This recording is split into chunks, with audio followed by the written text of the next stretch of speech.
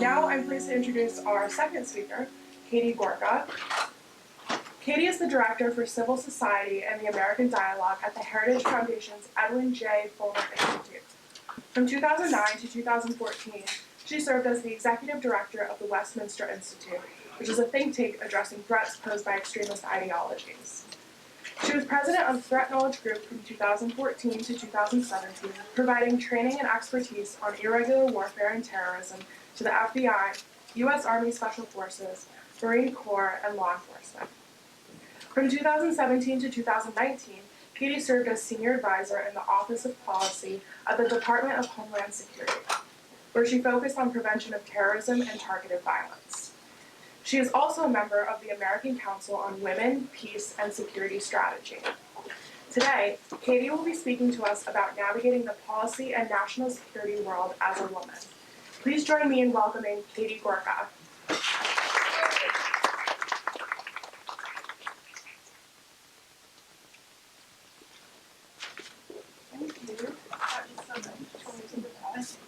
Okay.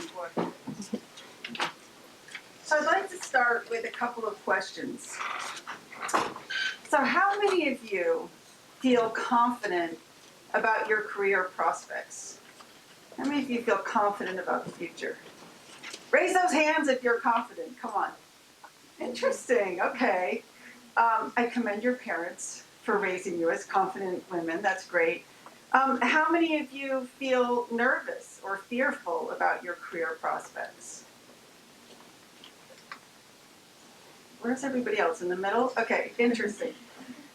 What I would like you to do, you all have a pad of paper in your folder. I want you to take out the pad of paper, have a clean piece of paper in front of you, and I want you to put today's date at the top, July 23rd, 2021, the year is important.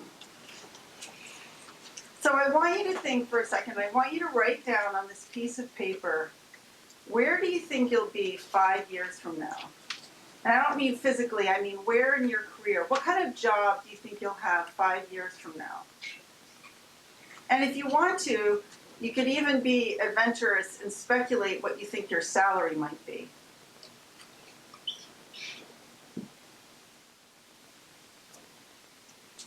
Okay, no essays. Very good. I want you to save the piece of paper, and I want you to look at it in 5 years. And I predict that you will be shocked by how badly you underestimated where you're going to be 5 years from now. Because I think this is what we do as people. I'm not going to say even as women. I think as people in general, we underestimate what the future will bring and what our capabilities are, what the future will bring for us. So in 5 years, when you look at this and when you see how wrong you were, you can email me or post me on social media and tell me that you were wrong and I was right. Having made that point, what I'm trying to say to you is I want you to put aside your fear. I think this is the most important thing as you're starting out your careers, to put aside your fear and just go boldly into the future. Having said that, I want to talk for a minute, and I promise I will get to the national security part, but I think this is important. I want to ask you, as you think about your future and your careers, what you think the biggest obstacles will be. So let me ask you this. How many of you think that an obstacle to your success will be the state of the U.S. economy, that we're simply not going to get stronger, and then that's going to impact your career? Does anybody worry about that? Okay, that's good. That means you all feel optimistic about the country. How many of you worry that being a woman will be an obstacle in the career that you're choosing? Interesting. I did not expect that. How many of you think that being a conservative will be an obstacle? Wow. I actually think you're right. And then my last one is, how many think your own fears and insecurities will be your biggest obstacle? Okay, interesting. Okay. I think that's really, actually, it's really interesting. I didn't fully expect those responses. I'll say a couple things. I want to say a couple things about this. I want to tell you about my first job. So when I came out of graduate school, I worked at a place in New York called the Asia Society. And they did policy, education, they had a museum. And I was in development. I had gotten a job in development and corporate membership. And I started to see the people around me. This was a very new world for me. I'd kind of fallen into the job backwards. Really didn't know anything about the world of policy. But I saw people there who got to work on policy. And I thought that looked really interesting and exciting. They were all men. And one day I got a new boss who came in. He was a Korean man, Korean American. And he said to me, you know, he looked around the place and he said he noticed that there were no women in senior positions. And it struck him as odd, and he had raised it with one of the vice presidents, and the vice president told him, yes, we don't have women in senior positions because women are only here for a short time until they get married and have children. And besides, if we keep the turnover fast, like you only keep these women in these positions for a few years, it keeps the salaries lower. I wish I had had the wherewithal to bring a class action lawsuit against them. I didn't think in those terms. But it was incredible to me, you know, something that I recognized was true about the way that they operated. I mention it because I think we've actually come a tremendous distance since that time. That was the 1980s. I actually don't think that being a woman is an obstacle anymore in the workplace. That's my personal experience. I've been in so many different types of positions. I've seen so many women in different types of positions. So I actually don't think that being a woman is going to be an obstacle. Having said that, though, I think there are things about us as women that do serve as obstacles. And I just wanted to flag a couple of these for you to think about as you do the jobs that you're currently doing and as you go into your future. So I want to start by recommending a book. Is Michelle, did she walk? Okay, you're going to be really upset with me for recommending this book, but I have to do it. Cheryl Samberg's book, Lean In. There's so much that's wrong with it, but you all are smart enough to know what's wrong with it. You're not going to be, you know, whatever, sidetracked by that. But there's a lot of insight in that book. I learned some interesting things. I don't know, Michelle, did you read it? No, but I know about it. Okay. Yeah, and you get rid of the bad. I think there's some really interesting insights. So she identified a lot of things that gave me clarity because they made me realize I've been doing these things all along.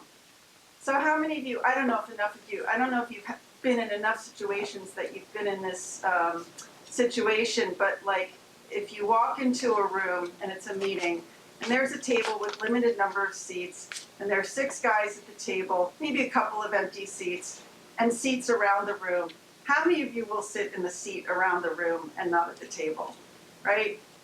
We do that. I'm sorry, but I think as women, I think we tend to take the seat that's not at the table. So I'm going to say to you now, do never take the seat that's back off the table, unless it's really a case of seniority where you're not supposed to be at the table, and you will find yourself in those situations, right? But for the most part, if you're allowed to be at the table, take the darn seat at the table, all right? And another one, this is I think another classic one, is you walk into a room, we'll say 8 seats at the table, the boss, whoever the most senior person in the room is, will sit down. Nobody will want to sit next to them. Right? Everybody thinks they have to sit back here. Sit next to the boss. It's okay. Right? Take that place that's rightfully yours. I think there were other things about the book that I also found really helpful, and I think nothing else will communicate as clearly. I think one of the things that's a real obstacle to our success is we are terrible at asking for money, for asking for the salary that we think we deserve, to get paid for what we think what we should get paid for what we're doing. And it'll really help you if you understand that, because it'll help you kind of get around that and get paid what you need to be paid. And I would say that's true more broadly, simply in advocating for ourselves. I think we are not good at advocating for ourselves. I think men are much better at going in and sort of demanding what they need, and I think that we need to be conscious of that. We don't have to be apologetic for who we are.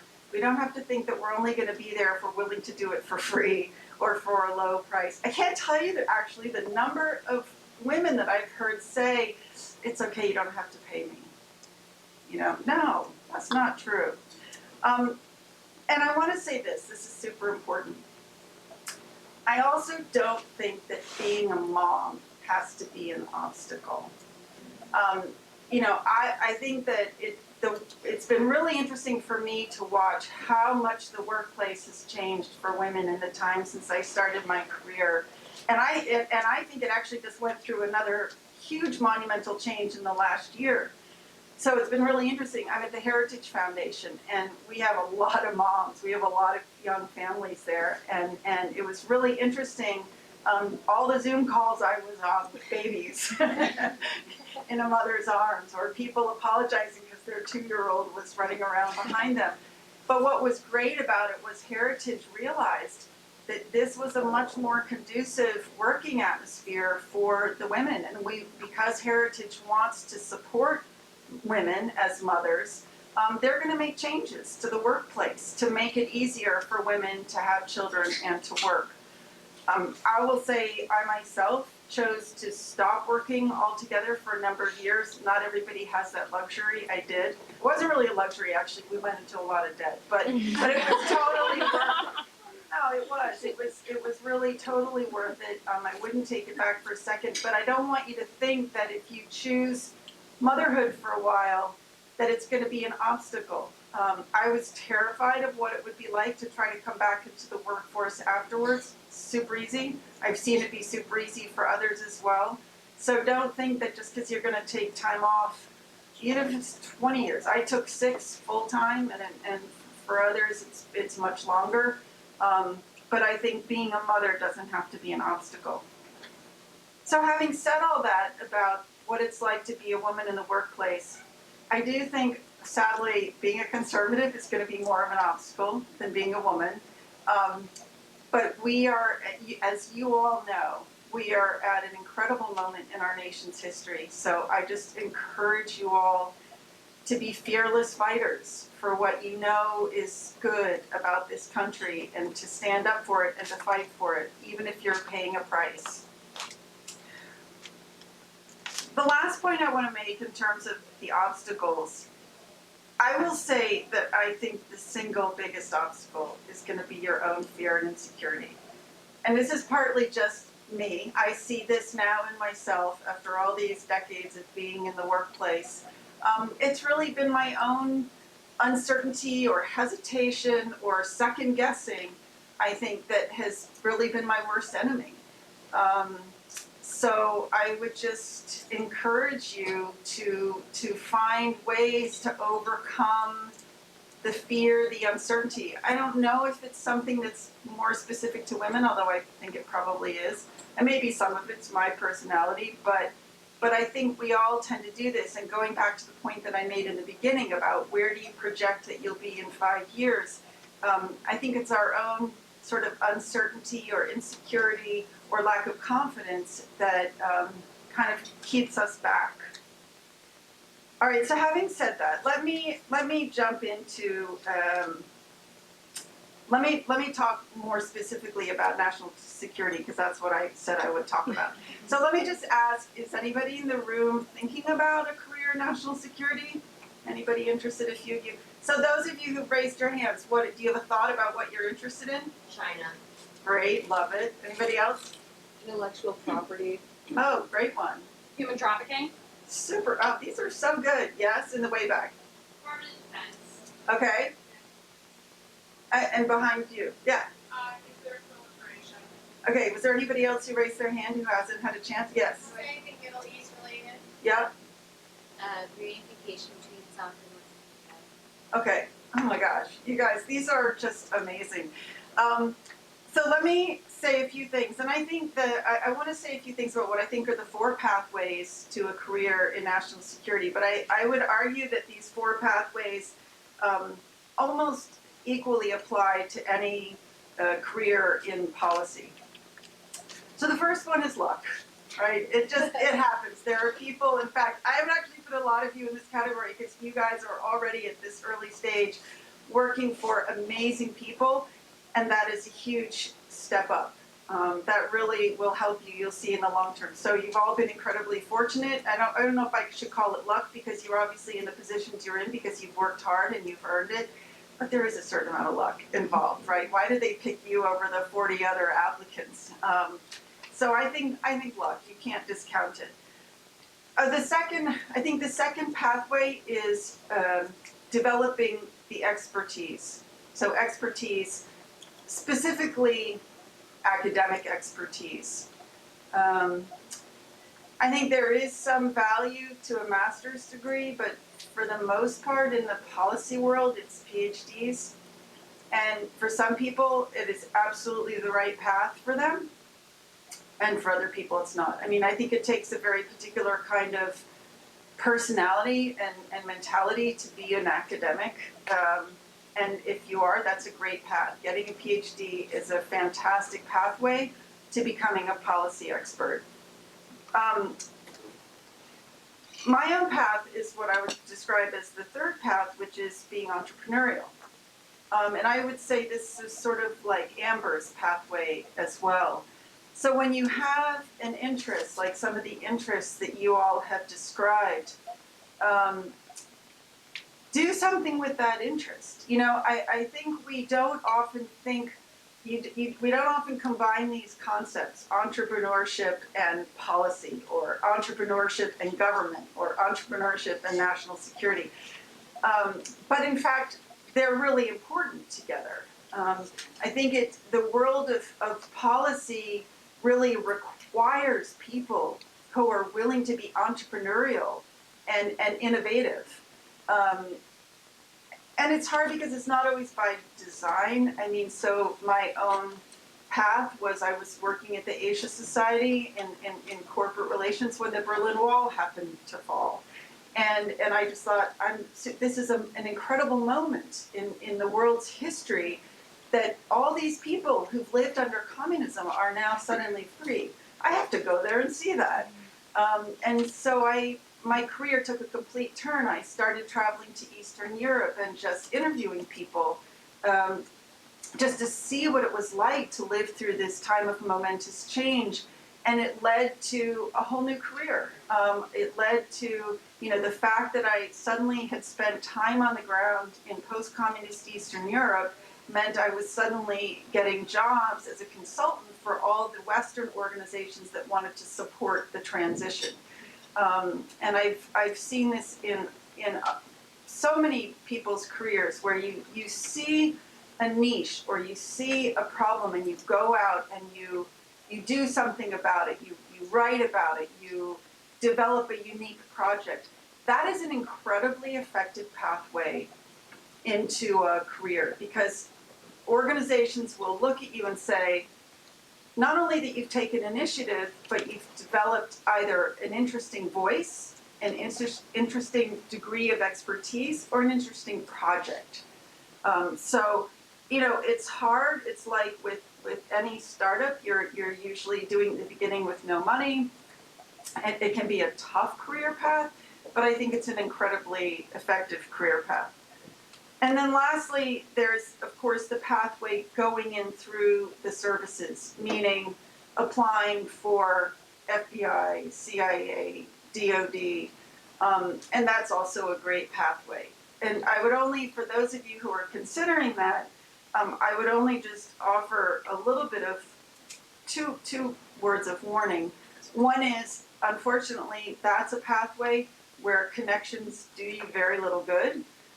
Because most of these agencies are set up like they don't want people to be able to exercise favoritism, right? So it tends to be very hard to get people to influence the hiring process.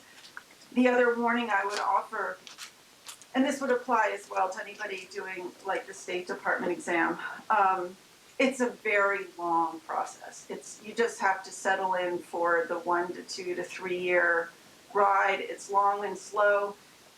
Resign yourself to that in the beginning. It's a great opportunity for getting internships or volunteer jobs or other jobs while you're waiting for that to happen.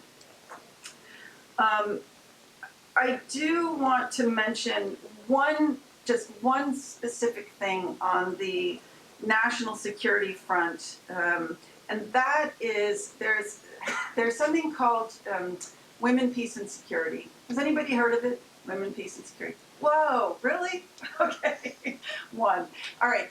So let me tell you about Women, Peace, and Security. So this is a concept that was developed about 25 years ago, and I think it came out of meetings in Beijing, and it was very Hillary Clinton. And the idea was, let's look at the impact that national security has on women, like whether it's war or whatever. But honestly, it really became a way for the U.S. to provide funding for abortions and family planning to get around restrictions on where we can spend our foreign dollars. It became an area completely owned by the left. It's something that they pay a ton of attention to. You know, it's all about like gender, right? It's the whole gender thing, even though it's called Women, Peace, and Security. What happened is when the Trump administration came in, they said they kind of inherited this Women, Peace, and Security baggage and wanted to sort of change it. There was a bipartisan bill on women, peace, and security. There was a law, so it required the Trump administration to come up with a new strategy. So I was part of that process. It was incredibly difficult. There were 5 women. There were 5 of us inside of government who were fighting against about 40 NGOs, who were all lined up, who'd been involved with it, who were having regular meetings, who had their white papers, who had this whole mechanism set up to keep driving it down the Clinton-Obama direction. But we were 5 women, and we were able to rewrite the strategy. And we were able to get the funding for abortion out of there. And honestly, we were able to come up with a strategy that I think was really quite bipartisan. The reason I mention this is because, first of all, I think it's something that as conservative women, we need more awareness of it. You know, things like war and violence do impact women differently. And I will just give you one obvious example. In a lot of conflicts, rape is used as a weapon of war. And oftentimes, children will result from that. Traditional societies will not accept those women and children back in. So this is a big problem right now with the Yazidis, right? You had so many Yazidi girls who were kidnapped, abducted by ISIS fighters, impregnated, they have children, and their community will not take them back. So this is just one example of how conflict impacts women differently from men. We need to be fighting, I think, for those women. But there are not nearly enough conservative women engaged in this. Instead, what the left tries to do with this is they turn it into, it's not about women and children anymore. It's about LGBT, it's about women, girls, and boys. They turn it into something completely different. So I'm planting this seed in the hope that 1 or 2 of you might have occasion to get involved in this. It's important, I think, that you be aware of it. Let me now transition. I will conclude by, I'd like to talk about impact. I think when you think about career, it's not just how do I have a successful career, how do I make enough money, how do I have a cool job. It's how do I have an impact. And I think in the policy world, this is a particularly difficult and complicated question, right? So when you're selling toothpaste, it's really easy because you know how many tubes you've sold. But when you're in the policy world, how do you know when you're being successful, right? When you're in the advocacy world, how do you know when you've been successful? A big part of policy work is you spend years writing papers that nobody pays attention to. But what happens is the moment will come, if you're lucky, the moment will come when your issue rises to the top. And boom, suddenly those papers are there and people are turning to you for your expertise. But it's hard in the meantime waiting for that. One of my colleagues, Mike Gonzalez, a great guy, had spent a number of years, so he's Cuban American, he'd spent a number of years researching a book which came out last summer. Oh, I feel so bad, I can't remember the title of it. Mike Gonzalez, what is this book called? All right, I should know that, I'm not being a very good colleague and doing a good sales job, but he wrote a really amazing book where he had done all this research on how the notion of a Hispanic identity had been sort of manufactured throughout the 60s and 70s. It was really kind of an element of the identity politics piece. Well, his book came out last summer just as the identity politics conversation was exploding. So he was really fortunate because suddenly he becomes one of the leading now experts. You see him all the time talking about BLM and CRT and identity politics. But the question of how do you have an impact in the policy world, I just want to say a couple of things on that. I think one of the most important things is, and I don't know if this sounds really old-fashioned, and I'm willing to be challenged on this, but I will say, I still think one of the most impactful things you can do is put it on paper. So the policy world is the world of ideas, and it's really easy to just keep it there and not get it into a form that other people can see it and mull it over and respond to it. If you have ideas, you need to write about it. Whether it's a memo to your boss, and I'll say this about a lot of things. It's like my daughter right now, she's in San Francisco. She works for a company called Rocket Lawyer, and she just got a promotion. And the new job that she's gone into, CRM, Customer Relations Manager, it's a fairly new company, but there was no training, nothing, no guidance, no written anything. So even in a situation like that, if somebody had had the foresight to write it down, it would have been a great asset to the company. So I'm going to say this to all of you. I would imagine that many of you are in positions where you see things that, like gaps, things that need to be done that aren't being done. Be the one to do it. Write it down, put it in a memo, write it as an article, write it as guidance to somebody. I think writing it down is just super important. I've already said this, but I'm going to emphasize again, be entrepreneurial.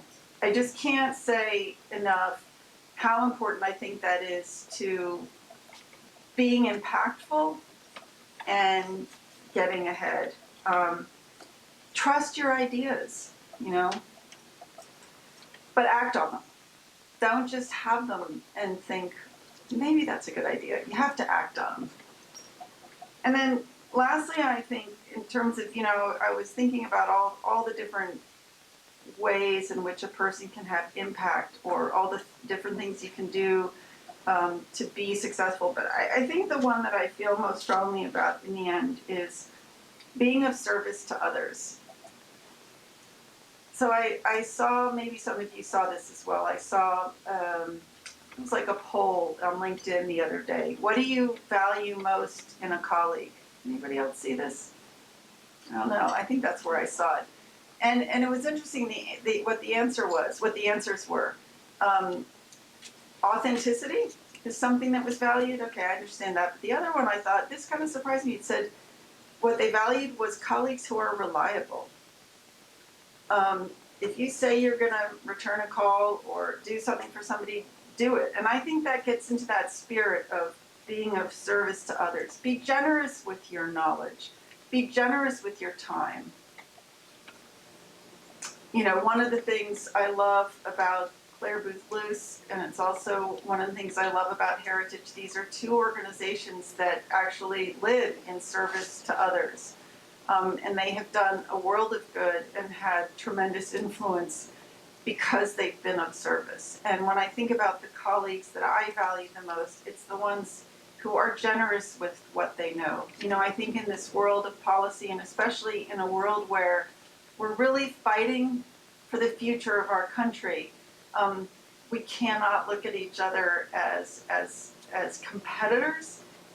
We have to look at each other as being in this fight together and doing everything we can to help each other. So with that, I think I will wrap up and happy to answer any questions if you have any questions.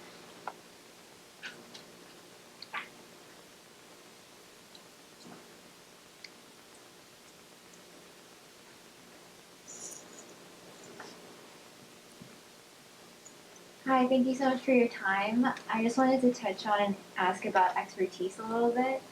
I think some of the people that I've talked to over the years have said it's kind of a risk to be an expert because you, like you said, you may not, it may take years to have like one of your papers be noticed and stuff, but it seems that it's a gamble to take. And I guess any advice on like how to choose something to be an expert in, or is there a balance between like choosing something to fall back on or just anything in the meantime while you're like in that waiting process, but also like, yes, it's good to follow like your passion in one expert area to like be that person in charge and like fill in the gaps there.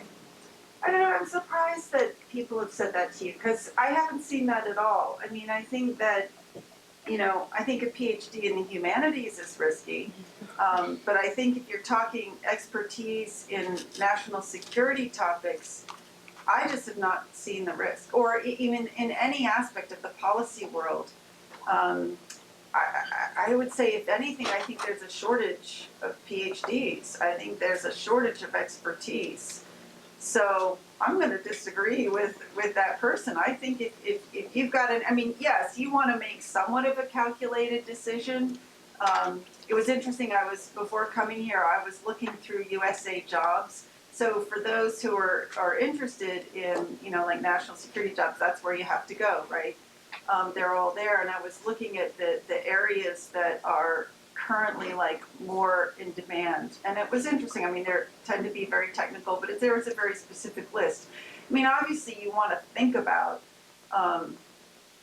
what's the area you're getting your expertise in, but presumably you're doing that. So I just think you can't go wrong. I mean, the other thing is, no matter what, a PhD is a PhD.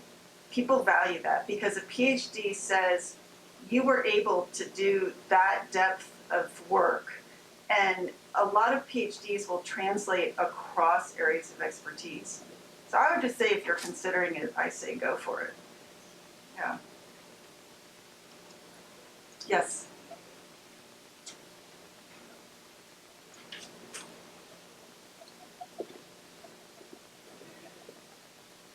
Thank you so much for coming to speak with us today. And my question, you mentioned that you took a number of years off, 6 years, when you had children and family. And so I'm thinking about, especially for a lot of women, that tends to be in the 30s or the Caucasus, something like that. That's also a lot of times where you're just building your career, relatively early career. How did you balance it? And can you also speak not only your personal experience a little bit more, but also you mentioned that there are some women who, after taking some time off, easily came back in the workforce. And how does that look like? If you could elaborate a little bit more on that. Thank you.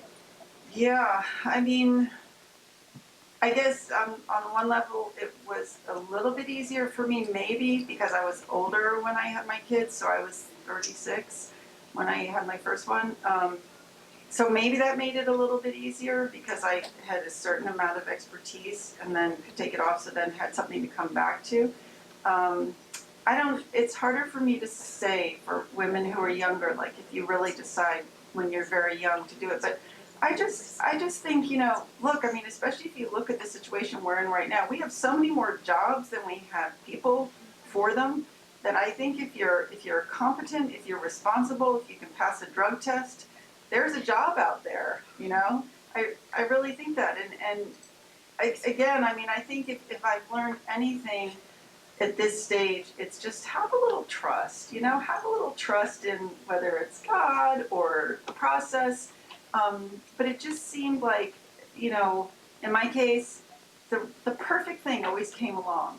You know, when I think in particular, so I lived for 12 years in Hungary, and my kids were born there. And when I came back, I thought, there's no way I'm going to get a job because I had a very narrow expertise. My expertise was post-communist transition in Central and Eastern Europe. Like, what other job is there going to be for me here in this country?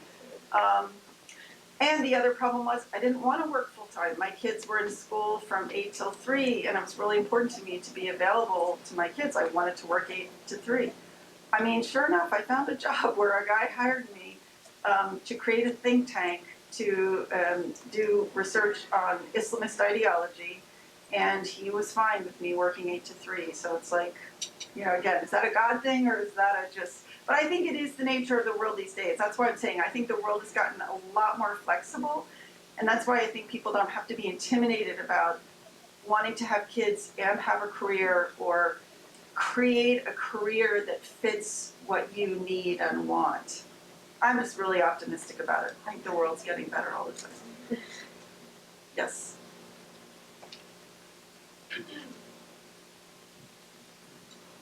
Okay, thank you so much for your time today. On that subject, what is your biggest tip for women who want to be maybe young mothers but also have a wonderful career? And do you think it's possible to be a young mother and have a wonderful career? I think it's really hard. I mean, I shouldn't say that because I've seen many of my colleagues doing it. I think it's possible. I didn't want to do it.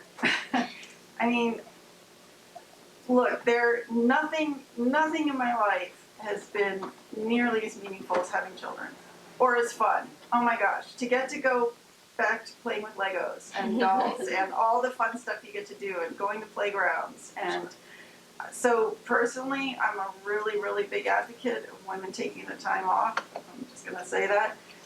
And I spent enough time. There was a period, so I said I lived for 12 years in Hungary. In 2 years in the middle of that, we came back to the States for my husband's work. And I was living in Alexandria. I wasn't working. And I would go to the local playgrounds. And so these are, you know, obviously areas where you got a lot of working women. And it was me and all the nannies. And I got to tell you, a nanny does not love your children the way you love your children. And I would see, like I remember one time in particular, seeing the nannies chatting, and the kids are like walking out toward the street, and I'm like, hey, you know. And it's interesting too because my kids will still talk about, like they're now 22 and 24. They have said multiple times how much they treasure the fact that I was there for them. And you just can't get that back. And I know it's hard because the financial pressures are great. And I have to be really honest about my choices. In a way, I didn't have a choice about not working because we were living in Hungary. So I had very limited work possibilities. I think if I had been living in the States, I might have worked. I might have felt that temptation or given into that temptation. But I'm so grateful that I had the circumstances that I did. Having said that, I do see women that I know having children, but I think it's a real struggle. I think it's hard when they're little.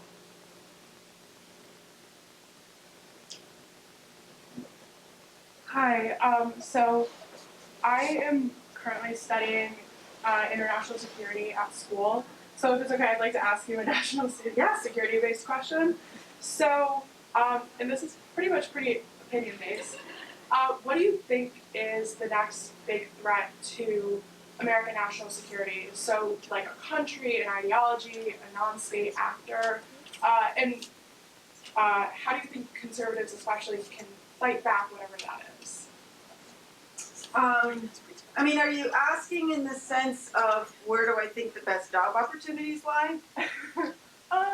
Maybe a little bit, but also just for the sake of preserving the republic. Yeah. I think far and away the biggest threat is inside the country right now. I think it's bad, you know, what's going on. And I think getting a hold of education and higher education is actually far and away the biggest national security threat. I do. You know, I think families, parents need to wake up to what's going on in schools and start making the hard decision that we're not going to send our kids to these colleges anymore. Okay, having said that, China and big tech, I think, are absolutely the biggest. I think China's, and it's interesting. It's I think we don't have any sense. I don't know how much any of you have studied Russia and Russian influence in this country in the 30s, 40s, and 50s. But there was a lot of there were people arguing, oh, the Russians are here, they're influencing FDR, they're influencing Hollywood, and people were like, oh, you're crazy. Well, it all came out to be true. Not just true, but so much worse than anybody thought at the time. I think that absolutely the same thing is true of China. I think we have no idea of the extent to which China has infiltrated this country, has bought out, politicians or whatever, or whether it's just through market influence. I mean, I was listening to somebody yesterday on the radio. I can't think who it was. Maybe Larry O'Connor. Somebody, or Vince Colonnese, I think maybe was talking about this in the afternoon. There has not been a movie made in this country since 2009 that's been critical of China. Think about that. I was shocked when I heard that. So, China. And I think big tech, not so much that big tech, I mean, yes, they're the threat to conservatives, but I think there's just going to be a million questions around intellectual property and control of speech and there's just so much work that needs to be done there and not nearly enough smart people thinking it through. And again, for whatever reason, right now, it's one of those areas that's unfortunately dominated by the left. Like there are tech think tanks that all tend to be left-leaning. Heritage, thank goodness, has a department that's doing tech policy. But we need a lot more, and we need good minds put to that problem because it's going to be a very much a part of our future. So I'd like to thank you for your time as well. You touched a little bit on rape being used as a method of war. I'm a criminal justice major and have some international relations as like a minor. That's something that we've studied with like the Rwandan genocide as well. Yeah. And I was just wondering how that's something that you would recommend going about getting involved with. So if I were you, I would really dig into women, peace, and security. So just start Googling it. Read the law as it stands. That's the sort of the world in which it's going to be addressed through. And start finding a way to get engaged. I mean, that's one of those areas that is way under-addressed. And a great resource is the group that I'm involved with. It's like the only conservative group that works on this. It's called the American Council for Women, Peace, and Security. And we'd probably happily take you on as an intern or researcher or provide guidance if you want to do some research. We've got some amazing women who are involved. But I encourage you. It's a great topic and an important one. So good for you for being interested. Absolutely. Thank you so much. All right. I think we're done. Are we done? We have time for one more if anybody has a last question. No, we answered all the questions. Like, Oh, yes. for those of us who are kind of like new to studying national security or maybe wanted to learn more about it, what books can you recommend that we have on it? People. Interesting. I mean, Heritage, I really recommend. Heritage has an amazing website. We do a lot of good stuff. I mean, I can think of people who I really like. Paul Kengor, Kengor at Grove City is excellent. Victor Davis Hanson is a superstar in this area.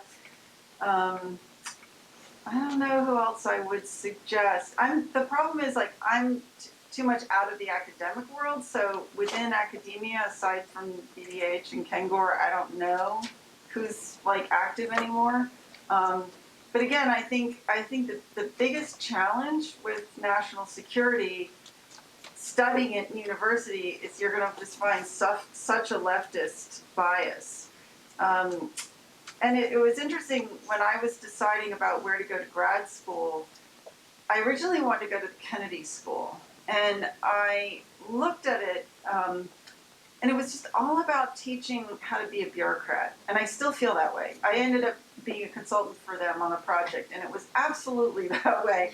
I ended up going to the London School of Economics, which was every bit as left-leaning as the Kennedy School, but it was more interesting because at least I was with a lot of foreigners and, you know, in a different place. So I think what was most valuable to me was getting a non-American centric perspective. That's what was really helpful. But I think the other thing for anybody interested in national security, living and working abroad is just unbeatable. I mean, and there's so many great opportunities. Okay, I was thinking about this as I was coming today. If you want to be in national security, I think absolutely all you have to do is go live in Cuba for a year right now, and your future trajectory will be set, because it's going to be, you know, there's going to be a lot to do in Cuba, and I think it's going to be soon. So that would be my advice. All right, thank you all so much.